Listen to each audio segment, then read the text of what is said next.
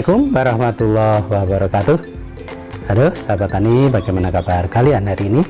Semoga semuanya sehat dalam lindungan Allah Subhanahu wa taala. Hama tikus ini merupakan hama utama bagi para petani di dalam berbudidaya tanaman padi. Bahkan di saat serangan ini memuncak, kita para petani bisa sampai gagal di dalam bertanam yang akhirnya tidak mendapatkan panen sebagaimana yang diharapkan. Bahkan kadang menyerang tidak hanya per tanaman, kadang kita sudah panen, dibawa pulang, ditempatkan di gudang, itu pun kadang masih dikejar dan dimangsa oleh tikus ini. Berbagai upaya sudah biasa dilakukan oleh para petani, mulai dari rupyoan, kemudian pemasangan umpan beracun, kemudian dipasang pagar dengan plastik, dengan seng, dan seterusnya. Bahkan hal yang berisiko pun kadang dilakukan, yaitu dengan memasang setrum dari aliran listrik. Hal ini berisiko dan sebenarnya tidak dianjurkan oleh pemerintah. Kali ini kami ingin berbagi pengalaman. Ada satu hal yang kami lakukan ini, tikus kabur dan tidak kembali lagi. Mari kita simak video ini dari awal hingga akhir. Mudah-mudahan bermanfaat. Selamat menyaksikan.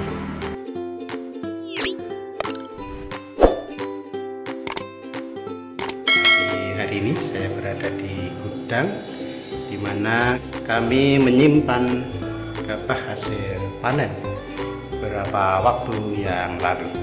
Di sini kami akan memperlihatkan satu kondisi di mana gabah walaupun sudah masuk di gudang, di tempat kami menyimpan hasil panen, ternyata masih dimakan tikus juga. Jadi di sini bisa kita lihat bekas-bekas dari di mana gabah kita dimakan tikus.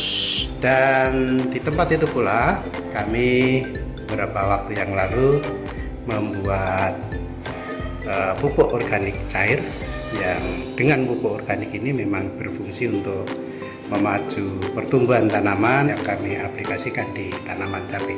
Secara tidak sengaja saat kami memproses pembuatan pupuk organik cair tersebut, gudang di mana kami biasa menyimpan gabah dan sering ada serangan tikus ini, saat proses pembuatan pupuk organik cair ini berlangsung, itu tikus tidak berani mendekat, tikus tidak datang, dan tikus pun kabur, tidak kembali lagi. Nah, ini satu hal yang kebetulan yang terjadi saat di mana kami memproses pembuatan pupuk organik cair. Bersama dengan itu pula ternyata pupuk ini tidak disukai oleh tikus, sehingga dari pengalaman ini kami ingin berbagi kepada sahabat tani sekalian bahwasanya dengan pemrosesan pembuatan pupuk dengan berbahan baku Moringa olivera atau daun kelor yang kita padukan dengan urin kelinci melalui proses yang sudah kami lakukan secara aerob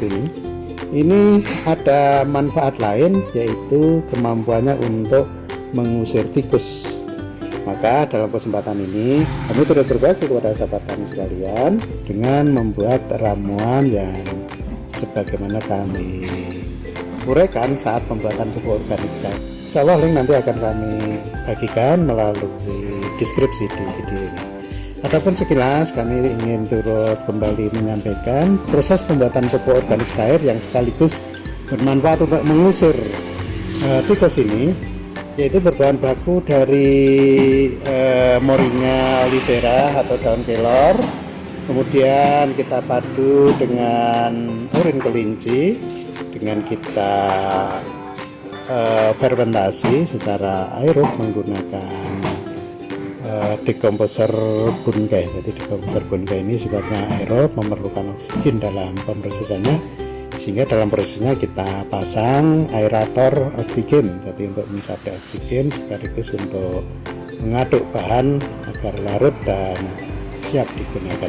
Kemudian sebagai sumber air energi kita berikan sedikit cairan gula jawa, dan juga sebagai sumber karbohidratnya kita tambahkan air hujan deras atau air lori. Semua bahan kita kumpulkan jadi satu dalam ember, kemudian kita proses selama paling cepat itu sehari semalam.